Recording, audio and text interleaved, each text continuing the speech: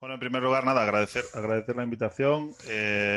No sé si afortunadamente soy distinto o no. Yo soy un convencido también de lo que ha comentado, ¿no? El trabajar juntos entre disciplinas. Y mi presentación va un poco al hilo de lo que ha comentado la doctora Serradillas. Me ha apuntado así algunas frases que yo creo que todas son sinónimos, ¿no? Todo lo que reluce no todo lo que reluce es verdad. El doctor Sánchez hablaba de tenemos que hilar fino y me ha gustado muchísimo lo de la doctora Sánchez, ¿no? Sí, se verifica el objetivo, pero saben venderse. Por al final, un paper efectivamente lo hacen las casas comerciales, ¿no? Entonces, mis objetivos de la charla, ¿cuáles? Voy a ir bastante rápido porque tengo una presentación preparada con muchísima documentación para que, bueno, yo se la pasaré a la organización para que, por supuesto, la use quien quiera, con multitud de papers de lo que hay detrás, de unas cosas o de otras, de unas decisiones, sobre todo decisiones estadísticas, ¿no? Mi objetivo es, bueno, a mí me llegan 2 o 3 estudios, 2 o 3 ensayos, soy capaz de compararlos, ese es el objetivo final, ¿no? De la comparación de estudios. Pero antes, breves pinceladas de las decisiones que se toman cuando uno va haciendo estudios o de posibles impactos que tiene, ¿no?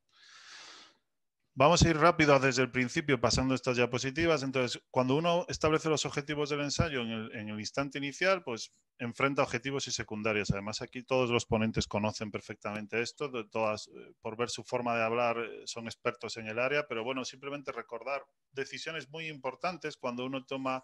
¿Qué es mejor? ¿Tomar un objetivo primario y uno secundario? ¿2 objetivos primarios? Bueno, pues tiene su impacto, no solo son palabras, ¿no? 2 objetivos primarios tiene una complejidad estadística mayor cuando hablamos de poder estadístico, etcétera, ¿no? Luego el asunto del contraste de hipótesis, que esto se lee en la prensa a diario, es el ejemplo siempre del juicio, ¿no? Es decir, cuando una persona se va a un juicio, el periódico publica, salió inocente, ¿no? Eso no es verdad. Nadie es inocente porque nadie sabe lo que ha pasado. Salió no culpable. Yo no encontré pruebas para encarcelar a esta persona. Pues esto es un poco la misma idea. Yo busco pruebas para probar algo.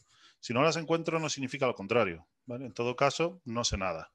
Este es un matiz bastante importante que se estudia en los primeros cursos de estadística, pero que luego en el mundo real, como digo, pues siempre pues, leemos este tipo de noticias, ¿no? Bueno, entonces, imaginemos que deseamos hacer un muestreo para un estudio de cáncer de próstata, que es lo que estamos hablando aquí. Entonces, mi primera decisión siempre es la misma, ¿no? ¿Qué diferencias hay entre 1,1, 2,1, 1,2? Aquí, más o menos, todo el mundo lo controla. Tenemos 3 ejemplos de cada uno de los casos, que además los han barrido perfectamente mis compañeros. Bueno, 1,1, esto habla de las relaciones de los tamaños entre los 2 brazos, ¿no? El brazo de control y el brazo de estudio. Mi conclusiones, para ir relativamente rápido. El 1,1, bueno, es el estándar equilibrado cuando hablamos de poder y posibles poder estadístico o relativo sesgo. 2,1, bueno, no es peor ni mejor. Yo siempre hablo de distinto. ¿Qué pasa cuando hago yo un 2,1? Que requiero más pacientes para garantizar el mismo poder estadístico que un 1,1. Y cuando un 1,2, por supuesto, disminuye el poder de mi estimación. Luego hablaremos un poquito de la estimación. Voy a apuntar la hora para ir suficientemente rápido. Sobre todo para el bloque central de la charla, ¿no? Es decir, tenemos esta primera decisión tomada. Fenomenal, vamos con el 1,1. ¿Qué tamaño de la muestra? Porque aquí se ha hablado mucho, ¿no? Es que el tamaño de la muestra ha tenido 1.400 sujetos, ha tenido 1.000, es mejor, es peor, es representativa. Bueno, esto surge de una ecuación matemática. Aquí dejo un ejemplo que no voy a entrar porque no quiero meter muchas ecuaciones. De hecho, es la única. En donde, bueno, en función de lo que yo busco, por eso los objetivos son importantes, por eso las hipótesis que yo planteo son importantes y el alfa que yo quiero considerar, me sale una n. Y me sale una n que es representativa, sí o no. Así de sencillo. Si consigo más, tengo más poder estadístico. Bueno, hay teorías, evidentemente tendrás más poder estadístico, pero tu significancia estadística la obtienes con 1.200. Pongo 1.200 para poner un ejemplo. En este caso es 146, ¿vale? Para que quede suficientemente claro. Entonces, fenomenal. Ya tenemos también el tamaño de la muestra. Tenemos que tener mucho cuidado con la estratificación. Lo comentaba también el doctor Sánchez, ¿no? Es decir, bueno, 2 muestras de 1.000 sujetos son iguales. Bueno, es el mismo número. De ahí a que todos los estratos estén representados y, por tanto, los subgrupos poblacionales estén representados, hay un camino bastante largo. Por eso me encantan los análisis finos que han hecho mis compañeros yendo un poco a meter el dedo, ¿no? Porque a mí muchas veces me preguntan, oye, es que este hazard ratio y a mí ya no me gusta, porque cuando uno solo mira el hazard ratio ya no me gusta en general, porque ya parece que es lo único importante, ¿no? Entonces, construimos nuestra muestra bien estratificada, por supuesto, aleatorizamos y sale evidentemente, el análisis que ya todos conocemos de Kaplan-Meier, etcétera, etcétera, ¿no? Bueno, ¿y qué tipo de ensayo una vez tenemos 1-1-2-1, tenemos muestra, tenemos nuestros estratos, todo va bien, no hay ningún problema? Voy a ver si soy capaz de quitar estas cámaras de aquí. Ahí está. Entonces, nosotros podemos tener tipos de ensayos, superioridad, equivalencia o equivalencia y no inferioridad. Ejemplos de cada uno de ellos. Todos los links de ahí deberían funcionar. Si no funcionan, por favor, que me avisen, porque están bastante actualizados. Y las diferencias entre ellos, ¿cuáles son? Bueno, pues que sin duda, yo creo que puedo, ahí está, ocultar. En el Titán es un nuevo fármaco y quiero probar que es más eficaz que el actual tratamiento, es decir, estoy probando una superioridad, por lo tanto necesito pruebas para ver que es superior. Si no lo tengo, no estoy diciendo lo contrario, es un poco lo mismo que hablábamos antes del juicio, no tengo pruebas. Claro, no inferioridad es un poco más conservador en el sentido de que necesito pruebas para demostrar que bajar la dosis no afecta al tratamiento. Esto, bueno, es el caso estándar, ¿no? Y luego equivalencia, demostrar equivalencias de medicamentos. Generalmente estamos en la columna de la izquierda en estudios de superioridad, ¿no? Bueno, esto de aquí es metaanálisis. ¿Qué diferencia hay de metaanálisis a estudios post-hoc? Lo vamos a pasar por encima, lo dejo aquí porque no quería borrarlo, creo que es interesante. Muchas veces se hacen metaanálisis que, bueno, que tienen su sentido, tienen su aplicación, pero al final es un poco hacer un review de lo que tenemos y ponerlo todo formalmente escrito para tener unas decisiones más concretas.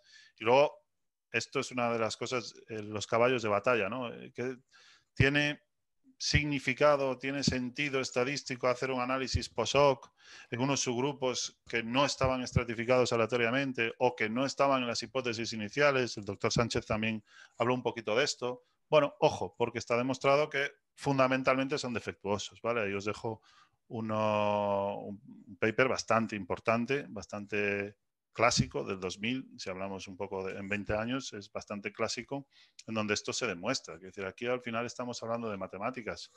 Es verdad que tratamos un tema muy delicado, pero lo que subyace por debajo todo es matemáticas y estadística, ¿no? Bueno, por supuesto, los estudios ciegos yo creo que es en este foro más que sin duda claro que los estudios doble ciego son los que tienen un sesgo nulo o teóricamente un sesgo nulo, pero evidentemente tienen una gestión más compleja, ¿no? Bueno, ¿cómo se puede hacer todo esto? Bueno, pues aquí pongo una foto global de que existen infinidad de softwares, infinidad de plataformas que podemos trabajar y poder gestionar estos datos. Simplemente pongo la foto porque parece que es algo para algunas personas muy específico, pero no lo es tanto, y sobre todo si trabajamos de manera interdisciplinar, ¿no? Vamos a lo importante o al foco de la charla, ¿no? Es decir, ¿cómo analizo yo estos resultados? Bueno, todo el mundo debería saber lo que está por detrás, ¿no? Que al final estamos intentando estimar una función de supervivencia con un estimador que se llama de Kaplan-Meier, y esta es un poco la ecuación que está por detrás, con un estadístico que es parecido a la famosa chi cuadrado, es el long run, pero es básicamente una chi cuadrado. Y al final tenemos lo que todo el mundo entiende, hazard ratio con sus puntos censurados, con sus eventos censurados. Si estoy a la izquierda del 1, estoy a favor, digamos, del medicamento, y si estoy a la derecha del 1, pues no tengo pruebas para demostrar que mi medicamento es positivo si estamos hablando de estudios de superioridad. Bueno, hasta ahora ha ido rápido porque creo que todo el mundo que está aquí entiende de lo que estamos hablando, pero mi objetivo es la pregunta que me hacen siempre, ¿no? Cuando estoy a lo mejor trabajando con algún grupo de oncólogos bueno, o con otros grupos de trabajo que necesitan este tipo de estudios estadísticos, ¿no? ¿Podemos compararlos? Bueno, pues es una pregunta delicada, porque a veces la gente pretende comparar, si me permiten, manzanas con melones, que no se parecen en absolutamente nada. Lo que pasa es que como los dos son frutas y los dos tienen hazard ratio, pues ya parece que lo podemos comparar. Y en absoluto. Voy a intentar mostrar ejemplos de por qué no, ¿no? Hay preguntas que nos tenemos que hacer, que de hecho muchos de mis compañeros ya las han introducido. ¿Qué pasa si la muestra no es la misma? Evidentemente, la muestra nunca va a ser la misma, porque los sujetos no son lo mismo, ¿no? Cuando hablo de la muestra no es la misma, me refiero a que tengan el mismo número de elementos y quizás los mismos estratos, por supuesto, y quizás los mismos porcentajes de estratos, ¿no? ¿Qué pasa si el tiempo de seguimiento es distinto? ¿Es comparable estudios que paran en 24 meses o estudios que paran en 52 meses? Ese tiempo de maduración no influye. Yo estoy seguro que ustedes como clínicos saben que eso no puede ser verdad, ¿no? ¿Qué pasa? Que además si se comparan eficacias en años distintos, es decir, en 2014 un grupo de control era igual que en 2018, los tratamientos que se le aplicaban al grupo de control eran iguales. Bueno, quizás no. Bueno, y por supuesto, si no es ciego, aquí ya tendremos, yo creo que, conclusiones más sencillas. Vamos a ver ejemplos concretos, ¿no? Del primero de ellos, ¿qué pasa si la muestra no es la misma? Vamos a ver esa importancia de los estratos. Tenemos dos estudios, el Titan y el Enzamed, por ejemplo, he sacado estos por poner un ejemplo, en donde a pesar del tamaño muestral es parecido, no, tenemos del orden de 1000 sujetos, ¿vale? Para hacer unas cifras redondas, 525, 527, tenemos por aquí los números de cada uno de ellos, estas son tablas cortadas, extraídas directamente de los papers. ¿Qué pasa si vamos a cada uno de los estratos? Bueno, pues aquí es donde podemos observar que dentro de una de las características clínicas más importantes, bueno, bajo mi punto de vista, yo no quiero meter la pata en lo clínico, así que intento pasar de puntillas siempre sobre cada una de las variables. Para mí, de hecho, son estratos. Es el clínico quien me dice si son o no son importantes. Si, por ejemplo, observamos menores o iguales que 7, o mayores que 7, aquí tenemos un 66%, aquí se va a un 60% porque el 7 está incluido en 27, pero no sabemos cuántos tienen 7 y cuántos tienen menos que 7. Bueno, hilamos fino, sí, hilamos fino, pero hay que también ser capaz de observar para poder comparar si las muestras son la misma. O quizás en otra variable importante, ¿no? Si ha tenido tratamientos previos, que aquí si lo podemos, en el caso del docetaxel tenemos un 11% y hay en otros estudios que se tiene uno que ir al apéndice para ver que es el 45%. ¿Vale? Seguramente los clínicos puedan decir que hay una diferencia sustancial en este estrato, ¿no? Bueno, pues aquí ya tenemos un primer hándicap para poder comparar Titan y Enzamed. Yo no quiero tampoco que la conclusión sea, bueno, es que entonces no podemos comparar nunca. No, en absoluto. Podemos comparar y de hecho los clínicos, ustedes son los que tienen que comparar porque son ustedes los que reciben el input de diferentes moléculas o diferentes tratamientos y yo tengo que decidir qué le administro al paciente. Yo lo único que proporciono son herramientas. Mi obsesión es siempre la misma, ser un técnico que ayude a la decisión, no tanto que no decidan, al contrario. ¿Qué pasa si, por ejemplo, medimos en instantes diferentes? Que esto lo hablaba también antes uno de mis compañeros. Si nosotros, por ejemplo, comparamos el Titan o comparamos el Charted, aquí estamos hablando de, vamos a saltar a la siguiente, 54 meses en el caso del Charted, con una hazard ratio de 0,72 y el brazo de control tratado en el 2014. Y en el caso del Titan, 23 meses, hazard ratio 0,67 y 2019, bueno, 2020 no, 2019. Comparable, bueno, está claro que uno de los estudios es mucho más maduro que el otro, con sus pros y con sus contras. Y está claro que posiblemente el grupo de control sea completamente diferente, ¿no? Entonces, bueno, estos son matices que también son importantes y que toda esta información está, sin duda, en las gráficas. La gráfica te da absolutamente toda la información, ¿no? Este es el tema más candente de todos, yo creo, ¿no? El tema más importante de todos que también la doctora Sánchez ha hecho hincapié, ¿no? En este análisis fino del forest plot, de estos gráficos que tenemos aquí para cada uno de los subgrupos. Bueno, por supuesto, se ha mencionado ya ahí. Nosotros tenemos una hazard ratio, que es el valor central, y luego tenemos un intervalo de confianza. Evidentemente, el ancho de la barra, el ancho del intervalo de confianza, influye muchísimo. Eso, sin lugar a dudas, tenemos que fijarnos en ellos. Vamos a poner el foco en alguno, pero ¿qué significa el ancho de cada barra? Pues es cuánto de abierto está el intervalo de confianza. ¿Y eso qué significa en términos estadísticos? Bueno, pues uno desde el valor central o el valor, cuando yo hago, por ejemplo, en este caso, 0,67, en el primer caso, ¿no? La hazard ratio global. 0,67 es un estimador puntual, que le llamamos nosotros, ¿no? Porque estoy dando un punto. Puedo acertar o no, pero estoy dando un punto. claro, ese punto está dentro de un intervalo, pues ese intervalo me da una confianza del 95%, pero también me da una idea del error que puedo estar cometiendo. Bueno, el p-valor, perdón, el p-valor, pensé que tenía la flechita, el p-valor para la interacción, donde estamos ahora en la penúltima columna, sin duda el valor clave para mí, ¿vale? El p-valor es la herramienta que más uno se tiene que fijar cuando está haciendo un análisis de subgrupos, ¿no? Como todo el mundo sabe, menor o igual que la confianza que tengamos, rechazo la hipótesis, etcétera, etcétera. Pero claro, p-valores de 0,73, de 0,96. El p-valor me da una idea también, es decir, no es simplemente 0,05 estoy por debajo o estoy por encima, no. Es que 0,8 es mucho peor que 0,3. O sea, no solo es binario, no es solo sí o no. El valor del p-valor también me da mucha información. Entonces, ¿en qué grupo podemos emitir conclusiones? ¿Qué indica un solapamiento de cajas en cada uno de los subgrupos? Pues indica que evidentemente no hay diferencias significativas entre ellos, ¿no? Por ejemplo, si cogemos uno cualquiera que el p-valor esté por encima, el ECOC, el estado del ECOC, pues da 0,96, no necesito ya el valor. La información de que las dos cajas están superpuestas ya me da esa información, ¿no? Entonces, el saber leer esta tabla, ¡pum!, a un golpe de vista, me va a dar muchísima información. Pero si nosotros hacemos un poquito de zoom y nos vamos, por ejemplo, a dos grupos en este caso, ¿no? Fíjense que hay un subgrupo en donde evidentemente hay una significación estadística muy grande porque el p-valor es muy pequeño. Ahora, esa significación estadística, claro, también lo comentaba la doctora Sánchez, ¿no? En el caso del sí, el 1 está dentro del intervalo de confianza, pero a su vez, que creo que lo mencionaba el doctor Sánchez también, claro, el apellido es el mismo, a ver si consigo diferenciarlos, el tamaño muestral es pequeño. Entonces, ¿puedo emitir conclusiones?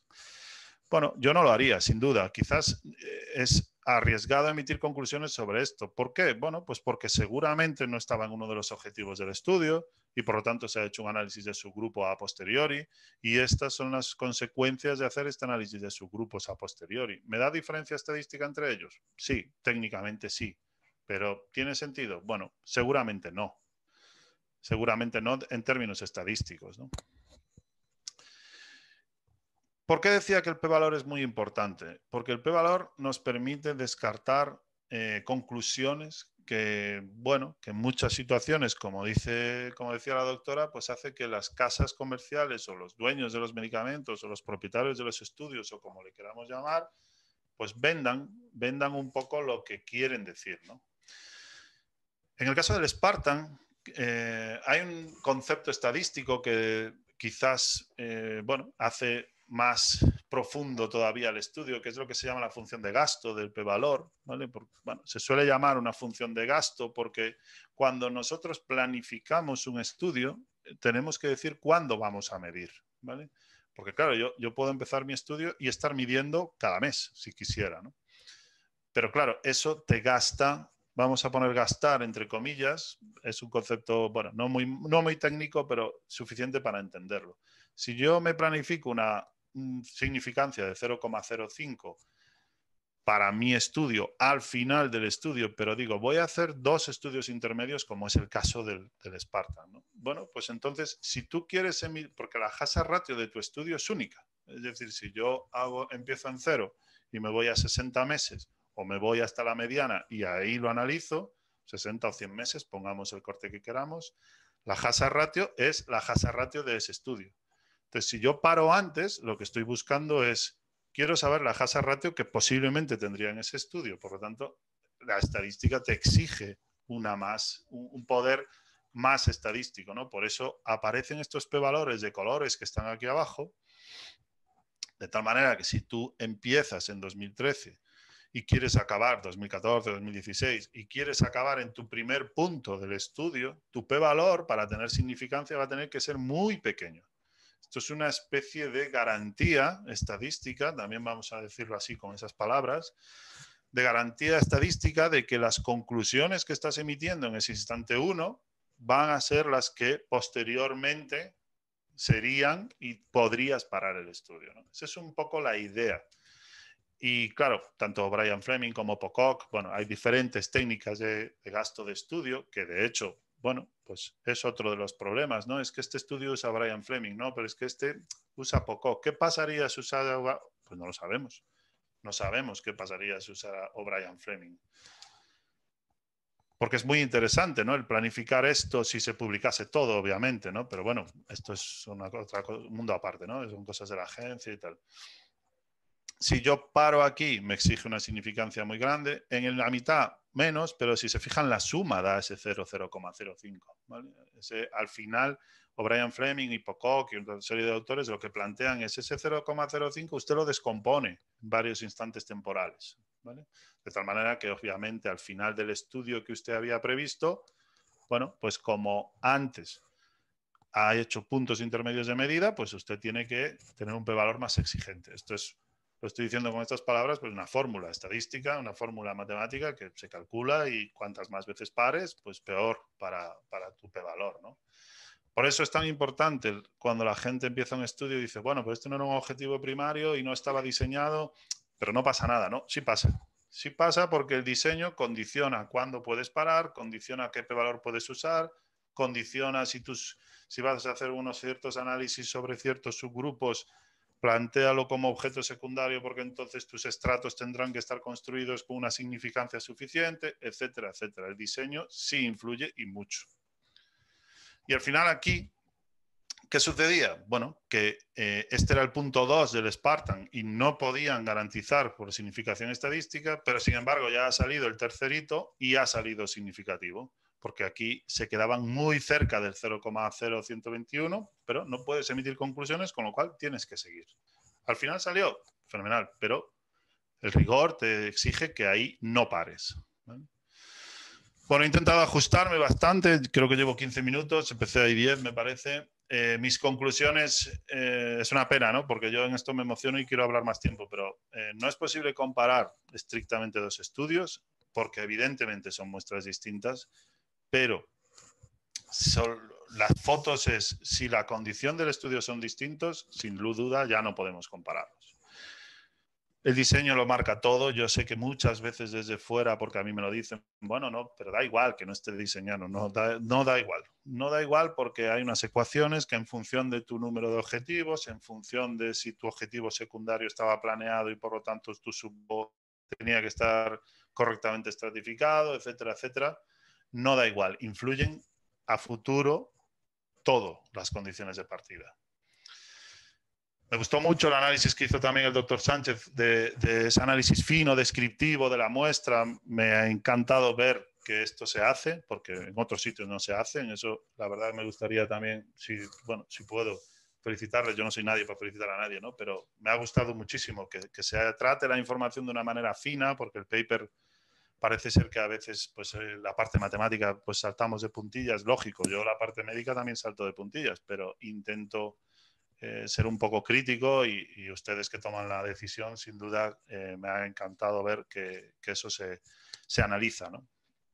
Y se pueden extraer muchísimas más conclusiones, además de el hazard ratio, que por supuesto es el protagonista absoluto, es el indicador principal, pero igual que el paper o el dueño, vamos a decirlo entre comillas, dueño del paper saca muchas conclusiones, veremos a ver si cuántas conclusiones de esas son, si me permiten la expresión, humo estadístico, que de hecho, pues, bueno, pasa en muchas disciplinas, o son conclusiones fundamentadas en temas estadísticos de verdad. Yo he visto en papers, bueno, pues decir muy tranquilamente que, bueno, que el p-valor da 0,6, pero entonces eso significa que entonces no existen diferencias. No, es que no, usted no puede probar que existen. Eso es muy diferente a que no existan. Yo en eso hago muchísimo hincapié porque es que es la realidad, ¿no? Y por último, para mí, este análisis estadístico, pues creo que lo que permite al clínico es que emita conclusiones, ¿no? Estudiando pues ese beneficio-riesgo que yo no soy capaz de valorarlo en absoluto. Yo solamente intento aportar mi pincelada cuando colaboro con gente para, bueno, hacer esos tipos de análisis estadísticos en donde yo le digo al decisor, bueno, pues usted en esto tienes un 90%, en esto un 40%, yo tomo mis decisiones en mi ámbito cuando me competen e intento que mis colaboradores o mi equipo seamos capaces de que me den herramientas para decidir, ¿no? Pues este es un poco mi enfoque. Y muchísimas gracias por la atención. Es verdad, coincido también con el doctor Sánchez que no tengo foto de congresos, pero me encantaría pues estar tomando un café porque creo que es lo más enriquecedor de los congresos, pero bueno, en cualquier caso, me quedo a su disposición y para lo que las preguntas, para charlar, para lo que sea necesario. Muchísimas gracias a todos.